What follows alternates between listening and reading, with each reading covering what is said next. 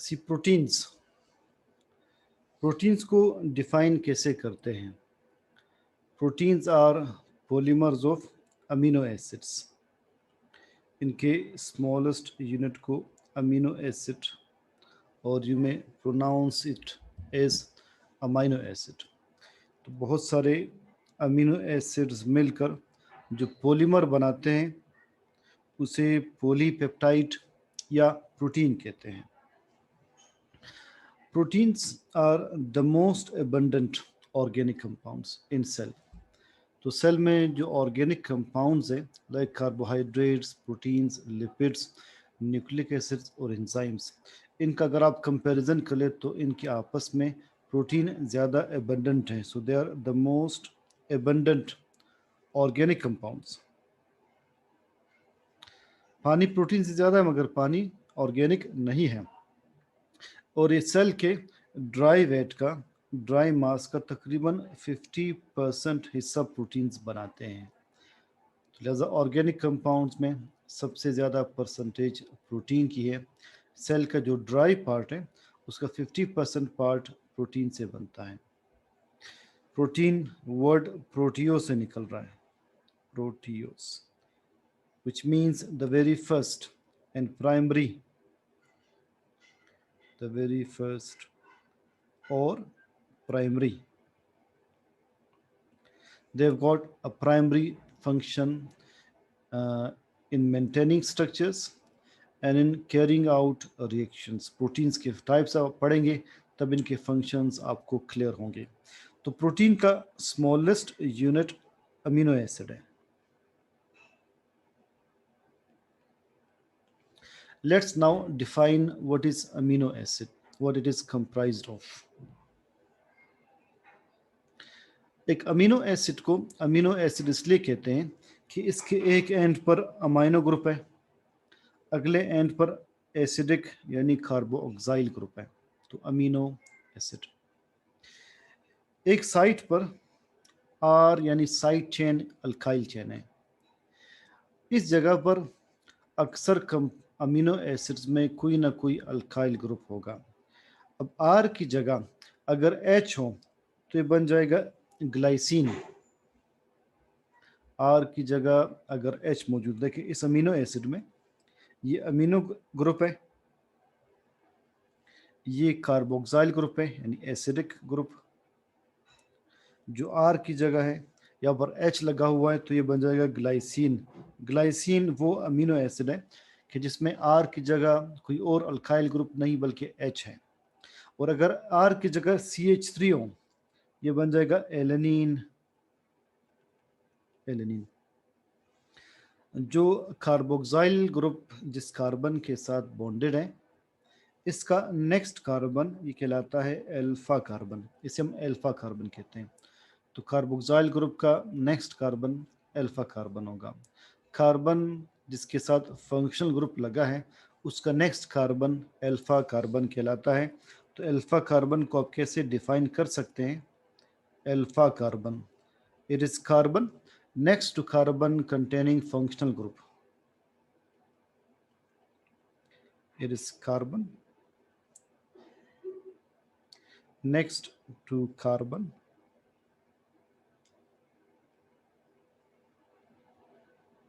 containing functional group. जिस carbon के साथ फंक्शनल ग्रुप है उसका नेक्स्ट कार्बन अल्फा कार्बन होगा। तो अल्फा कार्बन के साथ एक अमीनो ग्रुप, एक कार्बोक्सिल ग्रुप, एक तरफ H और अगली तरफ साइड चेन है। साइड चेन H भी हो सकता है, लाइक ग्लाइसिन में H है, एलेनिन में CH3 है। बाकी अमीनो एसिड्स में जो डिफरेंस होगा वो सिर्फ साइड चेन में होगा। अबाउट 170 टाइप्स डिस्कवर किए गए हैं। बाज़ में ह्यूमंस में मोर देन 40 टाइप्स बताते हैं, बाज़ में 23 to 25 टाइप्स बताते हैं। जो नंबर ऑफ अमीनो एसिड्स हैं किसी भी प्रोटीन में, it can be in hundreds two thousands. जितने अमीनो एसिड्स की तादाद ज़्यादा होगी प्रोटीन में उतना ही प्रोटीन का साइज लार्ज होगा। 170 टाइप्स तो अमीनो एसिड्स के हैं, मगर जो अमीनो एसिड्स प्रोटीन का हिस्सा बनते हैं वो कम हैं, उन्हें कहते हैं standard amino acid. Standard amino acids क्या हैं? Amino acids that become part of protein structure, that become part of protein structure। आपकी बुक में 20 टाइप्स का लिखा कि 20 टाइप्स ऐसे हैं जो कि प्रोटीन का हिस्सा बनते हैं, तो उन्हें हम कहेंगे standard amino acids. Essential non essential amino acids में क्या फ़र्क है? कुछ अमीनो एसिड्स बॉडी में सिंथेसाइज होते हैं, जो बॉडी में सिंथेसाइज होंगे तो उन्हें डाइट में लेने की ज़रूरत नहीं होगी, इन्हें नॉन एसेंशियल अमीनो एसिड्स कहते हैं। तो नॉन एसेंशियल अमीनो एसिड्स क्या हैं? Amino acids that are synthesised in the body. Amino acids that are synthesized in the body and are not required in the diet, and are not required in the diet। तो जो body में synthesise होते हैं, diet में required नहीं है, वो non essential amino acids कहलाते हैं। जो हमारी बॉडी सिंथेसाइज नहीं कर सकती है, फिर वो डाइट में लेना ज़रूरी है कि आप डाइट में लें, उन्हें एसेंशियल अमीनो एसिड्स कहते हैं। तो एसेंशियल अमीनो एसिड्स क्या होंगे? These are amino acids that are not synthesized in the body, that are not synthesized in the body and are required in diet, and are required in diet। तो इन 3 terms का आप दोबारा देख ले। Essential क्या होंगे? जो बॉडी में सिंथेसाइज नहीं होते और डाइट में लेना एसेंशियल है, वो एसेंशियल अमीनो एसिड्स कहलाते हैं। जो बॉडी में सिंथेसाइज होते हैं और डाइट में लेना ज़रूरी नहीं है, वो नॉन एसेंशियल अमीनो एसिड्स हैं। और जो अमीनो एसिड्स प्रोटीन का हिस्सा बनते हैं, उन्हें स्टैंडर्ड अमीनो एसिड्स कहते हैं। अमीनो एसिड में एक एंड पर कार्बोक्साइल यानी एसिडिक ग्रुप होगा, अगले एंड पर अमाइनो ग्रुप होगा, एक H होगा और एक साइड चेन। तो अगर आप कहते हैं कि 20 टाइप्स ऑफ अमीनो एसिड्स हैं, तो लिहाजा उनके साइड चेन में फ़र्क होगा। इस तरह से टाइप्स बनते हैं। 2 अमीनो एसिड्स मिलकर कौन सा बॉन्ड बनाते हैं, कैसे कंबाइन होते हैं? ये 2 अमीनो एसिड्स है लाइक ग्लाइसिन एंड एलेनिन। जब एक कंबाइन होंगे तो देखिए इस तरह से कंबाइन होंगे, एक कार्बोक्साइल ग्रुप अगले के अमाइनो ग्रुप के साथ रिएक्ट करेगा, तो कार्बन नाइट्रोजन के साथ बॉन्ड बना देगा। देखिए ये कार्बन इस नाइट्रोजन के साथ बॉन्ड बना देगा। इस बॉन्ड को CN बॉन्ड कहते हैं। There is CN बॉन्ड या अमाइड बॉन्ड या पेप्टाइड बॉन्ड। अब इस स्लाइड की डिस्क्रिप्शन देखिए। अ peptide bond is an amide bond forms between the carboxyl group of one amino acid and the amino group of the next amino acid। तो जब 2 amino acids करीब उनके दरमियान केमिकल रिएक्शन होगा, तो एक का कार्बोक्साइल ग्रुप अगले के अमाइनो ग्रुप के साथ मिलकर बॉन्ड बनाएगा और इसमें एक वाटर मॉलिक्यूल रिलीज होगा। अब इसे आप कहते हैं डाईपेप्टाइड। डाईपेप्टाइड का ये मतलब नहीं कि 2 पेप्टाइड बॉन्ड्स। डाईपेप्टाइड का मतलब है 2 अमीनो एसिड्स लिंक्ड हैं। It is a dipeptide. So 2 amino acids are linked by a peptide bond। Structure of protein. Protein का स्ट्रक्चर डिपेंड करता है number and sequence of amino acids पर। इसे हम दोनों को अलग अलग शो करते हैं।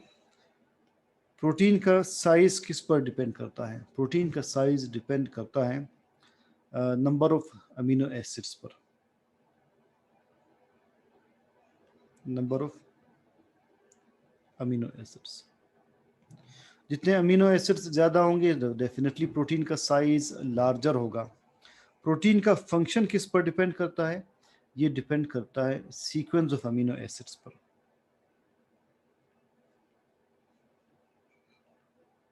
अमीनो एसिड्स के सीक्वेंस पर प्रोटीन का फंक्शन डिपेंड करता है। अमीनो एसिड्स की तादाद पर प्रोटीन का साइज डिपेंड करता है।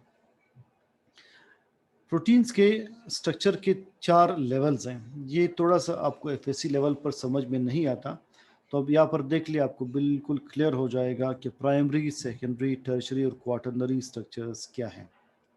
प्राइमरी स्ट्रक्चर एक ऐसा स्ट्रक्चर, प्रोटीन का एक ऐसा स्ट्रक्चर जो आपको number and sequence of amino acids show करे, इसे प्राइमरी स्ट्रक्चर कहते हैं। ये पूरा टॉपिक आपको एट द एंड क्लियर होगा। देखिए प्राइमरी प्रोटीन ये हैं, ये जो स्ट्रक्चर है प्रोटीन का, इसमें आप क्या अमीनो एसिड्स की तादाद बता सकते हैं? बिल्कुल बता सकते हैं। देखिए ये है 1, 5 अमीनो एसिड्स, 10, 15, 20, 25 अमीनो एसिड्स की तादाद आप बता रहे हैं। क्या सीक्वेंस भी बता सकते हैं? बिल्कुल सीक्वेंस बता सकते हैं। सबसे पहले ग्लाइसिन लगा है, फिर प्रोलीन लगा है, थ्रियोनिन लगा है, ग्लाइसिन लगा है, अगेन थ्रियोनिन लगा है। तो आप उनकी सीक्वेंस और तादाद दोनों बता सकते हैं। तो एक ऐसा स्ट्रक्चर प्रोटीन का जिससे आप अमीनो एसिड्स की तादाद और सीक्वेंस दोनों बता सके, इसे प्राइमरी स्ट्रक्चर कहते हैं। What is secondary structure?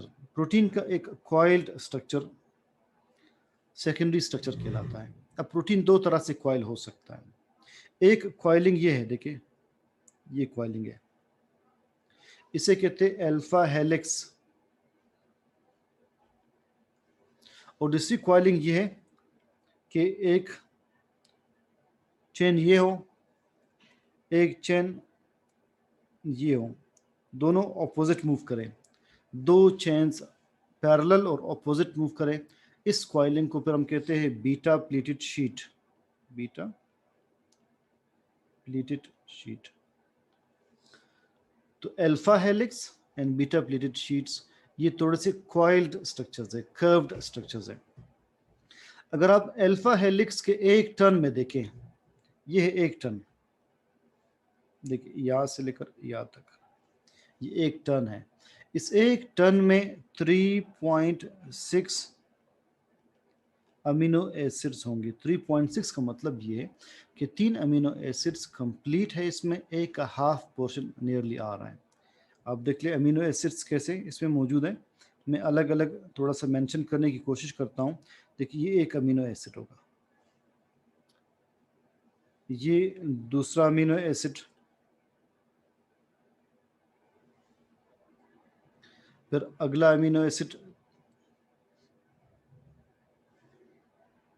इसमें हम स्टार्ट मेरे ख्याल यहाँ से लेंगे।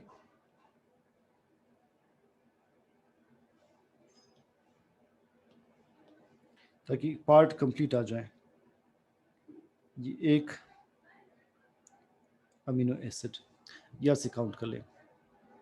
फिर अगला अमीनो एसिड ये होगा, फिर थर्ड अमीनो एसिड ये होगा। जो फोर्थ अमीनो एसिड है उसका एक हाफ यहाँ पर आ रहा है, एक हाफ यहाँ पर आ रहा है, पूरा नहीं आ रहा। तो एक टर्न में 3.6 अमीनो एसिड्स मौजूद है अल्फा हेलिक्स में। 3.6 अमीनो एसिड्स पर टर्न। आप दोबारा बाद में देख लीजिएगा, आपको क्लियर हो जाएगा कि 3 अमीनो एसिड्स कंप्लीट एक टर्न में आ रहे हैं। टर्न से मुराद देखिए यहाँ से यहाँ तक ये एक टर्न है, यहाँ से यहाँ तक ये एक टर्न है। एक टर्न में 3 अमीनो एसिड्स कंप्लीट होंगे, एक का ऑलमोस्ट 0.6 पार्ट आएगा। तो अगर कर्विंग इस तरह से हो, इसे अल्फा हेलिक्स कहते हैं। और अगर कर्विंग जो है वो इस तरह से दो पैरेलल शीट्स की हो, एक इस डायरेक्शन में मूव करे, एक इस डायरेक्शन में मूव करे, तो ये बीटा प्लेटेड शीट होगी। अब अल्फा हेलिक्स में और बीटा प्लेटेड शीट में दोनों में हाइड्रोजन बॉन्ड्स लगे हैं। हाइड्रोजन बॉन्ड्स देखिए आप इस ब्लू कलर में मैं इसे शो करता हूँ। देखिए ये हाइड्रोजन बॉन्डिंग है, ये हाइड्रोजन बॉन्डिंग है, it is H bond. Hydrogen bonding आप केमिस्ट्री में ज़्यादा डिटेल में पढ़ेंगे, या इतना याद रख ले कि हाइड्रोजन बॉन्डिंग ने इस स्ट्रक्चर को स्टेबलाइज किया है। अब बीटा प्लेटेड शीट में देखिए हाइड्रोजन बॉन्डिंग कहाँ पर मौजूद है, दो शीट्स के दरमियान। देखिए ये हाइड्रोजन बॉन्डिंग है, it is hydrogen bonding, it is hydrogen bonding, it is hydrogen bonding, ये सारी की सारी हाइड्रोजन बॉन्डिंग है। So hydrogen bonding stabilizes the structure of alpha helix as well as beta pleated sheet, दोनों में hydrogen bonding मौजूद है। It is here, it is here. अब थर्ड देख ले, व्हाट इज टर्शरी स्ट्रक्चर। अगर एक स्ट्रक्चर इस तरह से हो कि वो कॉइल्ड हो फिर फर्दर कॉइल्ड हो, a coiled structure that is further coiled, it is called tertiary structure. Actual diagram अब मैं शो करूंगा। व्हाट इज क्वाटरनरी स्ट्रक्चर, अगर बहुत सारे टर्शरी स्ट्रक्चर्स एक साथ हो, लाइक ये एक टर्शरी स्ट्रक्चर है, फिर ये एक टर्शरी स्ट्रक्चर है, फिर ये एक टर्शरी स्ट्रक्चर है, एंड देन एक और टर्शरी स्ट्रक्चर, ये टर्शरी स्ट्रक्चर है, एक साथ ज़्यादा टर्शरी स्ट्रक्चर्स कलेक्ट किए जाए, इट बिकम्स क्वाटरनरी स्ट्रक्चर। पहले एक्चुअल डायग्राम देखें, फिर दोबारा से इसे डिस्कस करते हैं। आप इस डायग्राम में देख ले प्राइमरी सेकेंडरी टर्शरी किस तरह आइडेंटिफाई कर सकते हैं। जो पहला स्ट्रक्चर है ये होगा प्राइमरी, ये आपको number of amino acids clear बता रहा है और सीक्वेंस भी आप बता सकते हैं। अगला जो coiled structure it is secondary, एक कॉइल स्ट्रक्चर फर्दर कॉइल्ड हो इट इज टर्शरी। इस तरह के एक से ज्यादा टर्शरी हो, लाइक इसमें देखिए दो टर्शरी शो किए, it is quaternary structure. Next एक और केस देख ले,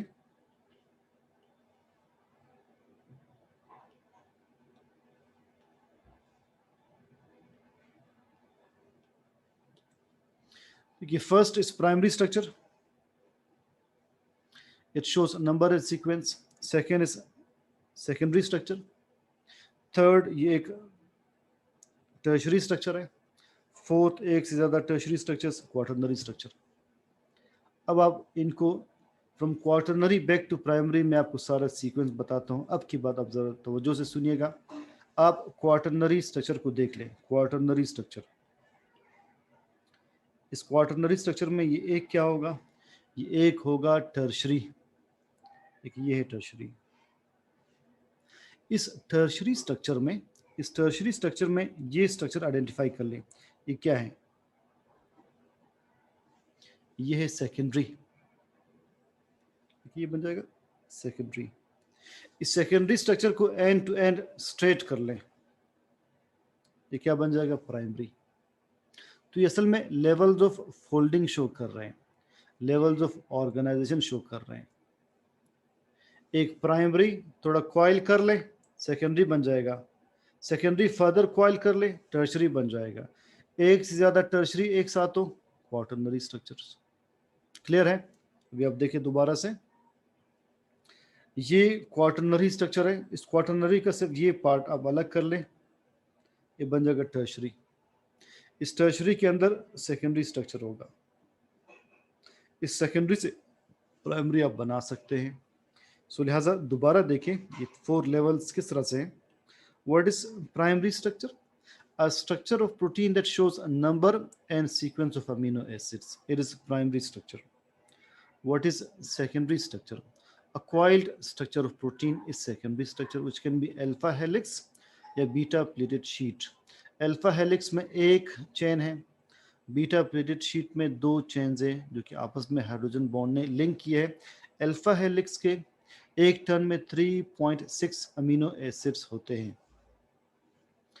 एक कॉइल स्ट्रक्चर अगर फर्दर कॉइल हो इसे टर्शरी स्ट्रक्चर कहते हैं, और एक टर्शरी स्ट्रक्चर्स एक से ज़्यादा हो इसे क्वाटरनरी स्ट्रक्चर कहते हैं। आप देख लें